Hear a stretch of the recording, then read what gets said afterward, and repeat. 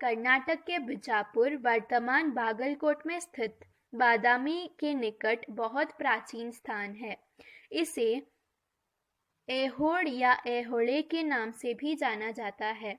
यहाँ से चालुक्य नरेश पुलकेशिन द्वितीय का 634 ईस्वी का एक अभिलेख प्राप्त हुआ है। यहाँ प्रशस्ति के रूप में है और संस्कृत काव्य परंपरा में लिखा गया है। इसका रचयिता जैन कवि रविकीर्तन था। इस अभिलेख में पुलकेशिन द्वितीय की विजयों का वर्णन है। अभिलेख में पुलकेशी द्वितीय के हाथों हर्षवर्धन की पराजय का भी वर्णन है।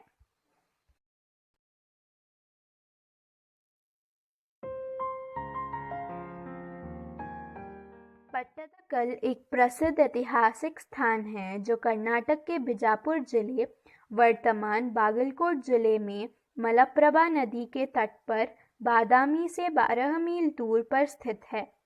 चालुक्य साम्राज्य के दौरान पट्टदकल एक ख्याति प्राप्त महत्वपूर्ण शहर हुआ करता था। अद्भुत शिल्पकला की वजह से इस शहर को विश्व विरासत स्थलों की सूची में रखा गया है। पट्टदकल ऐतिहासिक मंदिरों और भारतीय स्थापत्य कला की बेसर शैली के आरंभिक प्रयोगों वाले स्मारक समूह के लिए प्रसिद्ध है। ये मंदिर 8वीं शताब्दी में बनवाए गए थे। यहाँ द्रविड़, दक्षिण भारतीय तथा नागर, उत्तर भारतीय या आर्य दोनों ही शैलियों के मंदिर हैं। अपने खूबसूरत मंदिरों के लिए यह शहर मंदिरों का शहर कहलाता है। यहाँ बड़ी संख्या में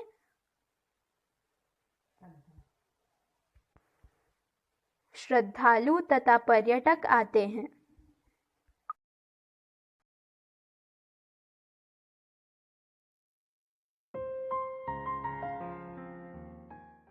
हलेबीडु भारत के कर्नाटक राज्य के हासन जिले में स्थित एक बस्ती है। यह एक महत्वपूर्ण ऐतिहासिक व हिंदू और जैन धार्मिक स्थल है जो पूर्वकला में होयसल राजवंश की राजधानी रहा था। यह लेख कर्नाटक राज्य के ऐतिहासिक शहर के लिए है। बेलूर मठ के एक प्रसिद्ध व इसी से मिलते जुलते नाम के कोलकाता पश्चिम बंगाल के उपनगर हेतु बेलूर पर जाएं। बेलूर या बेलूरू भारत के कर्नाटक राज्य के हासन जिले में स्थित एक नगर है।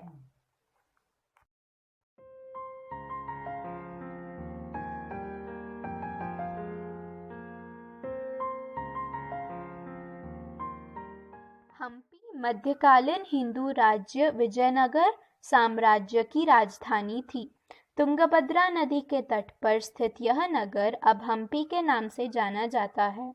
यह प्राचीन शानदार नगर अब मात्र खंडहरों के रूप में ही अवशेष अंश में उपस्थित है।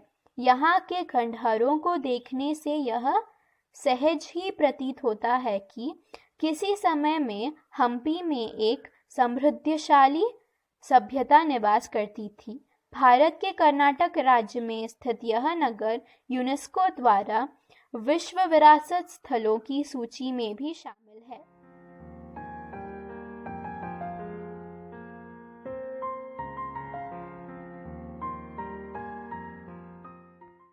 गोल गुंबज या गोल गुंबद बीजापुर के सुल्तान मोहम्मद आदिल शाह का मकबरा है और बीजापुर कर्नाटक में स्थित है। इसको फारसी वास्तुकार दाबुल के याकुत ने 1656 ईस्वी में निर्माण करवाया था। हालांकि मूल्य रूप से साधारण निर्माण होने पर भी अपनी स्थापत्य विशेषताओं के कारण दक्कन वास्तुकला का विजय स्तंभ माना जाता है।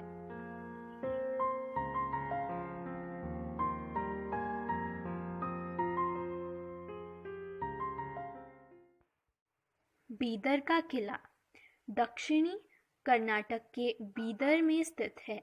बहमनी वंश के शासक अलाउद्दीन बहमन ने 1400 27 में अपनी राजधानी गुलबर्गा से बीदर कर ली और इस किले तथा अन्य भवनों का निर्माण कराया।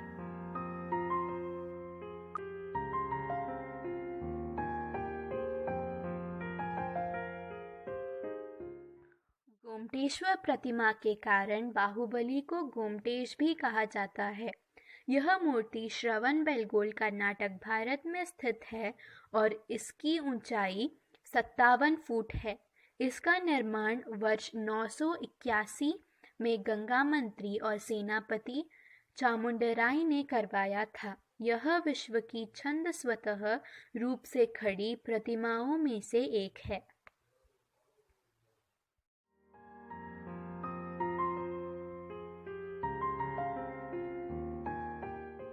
चित्रदुर्ग किला, जिसे चित्तल दुर्ग कहा जाता है, जो कि कर्नाटक के चित्रदुर्ग जिले में पहाड़ी और सपाट घाटी पर स्थित है। कन्नड़ भाषा में चित्रदुर्ग किले का अर्थ चित्रकार किला है। चित्रदुर्ग शहर इसके प्रशासनिक जिले के नाम से जाना जाता है।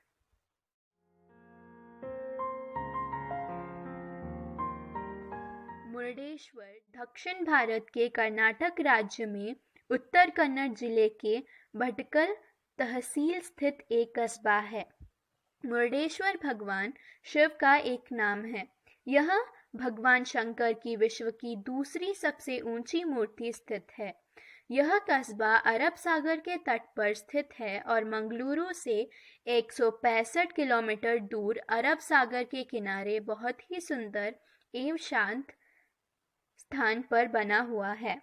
मुर्डेश्वर सागर तट कर्नाटक के सबसे सुंदर तटों में से एक है। पर्यटकों के लिए यहाँ आना दोगुना लाभप्रद रहता है। जहाँ एक और इस धार्मिक स्थल के दर्शन होते हैं, वहीं दूसरी तरफ प्राकृतिक सुंदरता का भी आनंद मिलता है।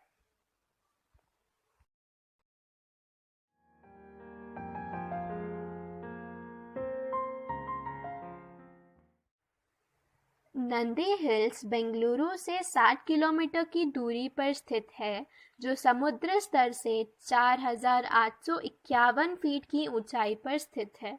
नंदी हिल्स चिकबल्लापुर जिले में स्वांकी बेंगलोर इंटरनेशनल एयरपोर्ट के पास में स्थित है, जो इस स्थान को आकर्षक पर्यटन स्थल बनाता है। यहाँ तक पर्यटक आसानी से पहुँच सकते हैं।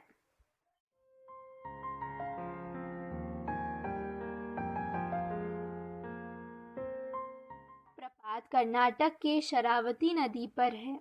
यह छोटे छोटे प्रपातों राजा, राकेट, रोरर और रानी से मिलकर बना है। इसका जल 253 मीटर की ऊंचाई से गिरकर बड़ा सुंदर दृश्य उपस्थित करता है। इसका एक अन्य नाम जोरस्पा भी है।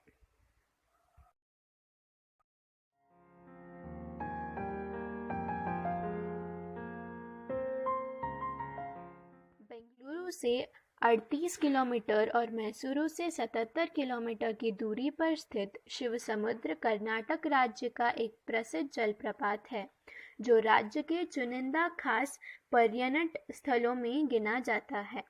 इस झरने के नाम का शाब्दिक अर्थ शिव का सागर है।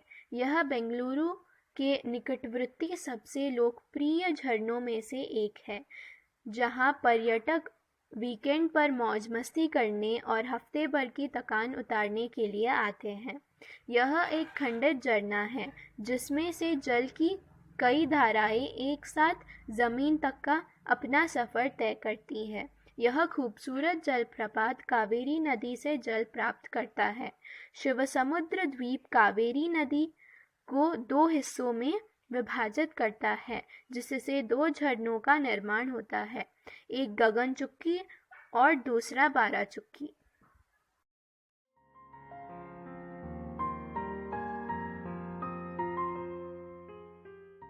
इसका निर्माण 14वीं सदी में वड़ियर राजाओं ने करवाया था, जबकि इसका डिज़ाइन प्रसिद्ध ब्रिटिश वास्तुकार हेनरी इरविन ने तैयार किया था। यह वडियर महाराजाओं का निवास स्थान हुआ करता था। मैसूर पैलेस द्रविड़, पूर्वी और रोमन काल का अद्भुत संगम है। स्लेट पत्थरों से बना यह महल गुलाबी रंग के पत्थरों के गुंबदों से सजा है।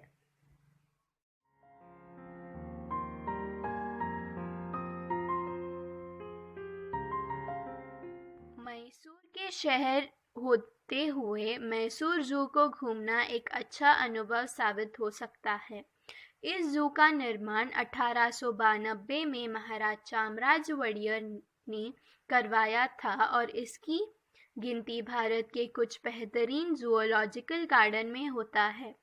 करीब 250 एकड़ में फैले इस जू में कई स्तनपायी सरीसृप और पक्षियों की कई दुर्लभ प्रजातियां भी देखी जा सकती है।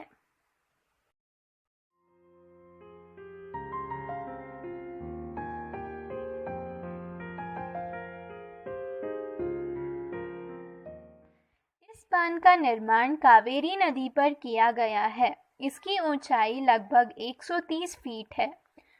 कृष्णराज सागर बांध भारत की आज़ादी से पहले की सिविल इंजीनियरिंग का बेजोड़ नमूना है। बांध की लंबाई 8,600 फीट, ऊंचाई 130 फीट और क्षेत्रफल 130 वर्ग किलोमीटर है।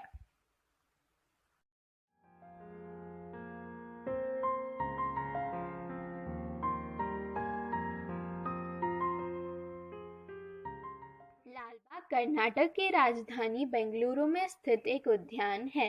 यहाँ कई एकड़ क्षेत्र में फैले घास के लॉन, दूर तक फैली हरियाली, सैकड़ों वर्ष पुराने पेड़, सुंदर झीलें, कमल के तालाब, गुलाबों की क्यारियाँ, दुर्लभ समशीतोष्ण और शीतोष्ण पौधे, सजावटी फूल हैं।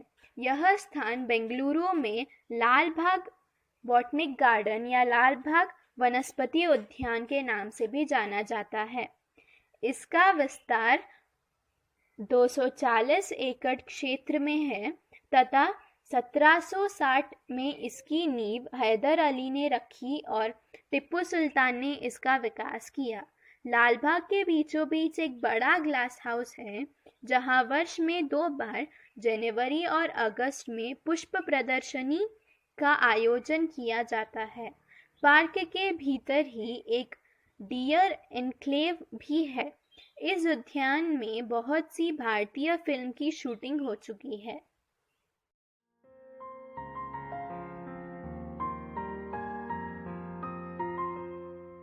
बंडीपुरा नेशनल पार्क बंडीपुरा राष्ट्रीय उद्यान बंडीपुरा के प्रमुख आकर्षणों में से एक है। यह स्थान प्रकृति प्रेमियों के साथ साथ रोमांच प्रेमियों के लिए भी एक आदर्श स्थान है। 800 वर्ग किलोमीटर के क्षेत्र में फैले हुए इस पार्क में प्रचुर मात्रा में सुंदर, गहरा और घना जंगल है।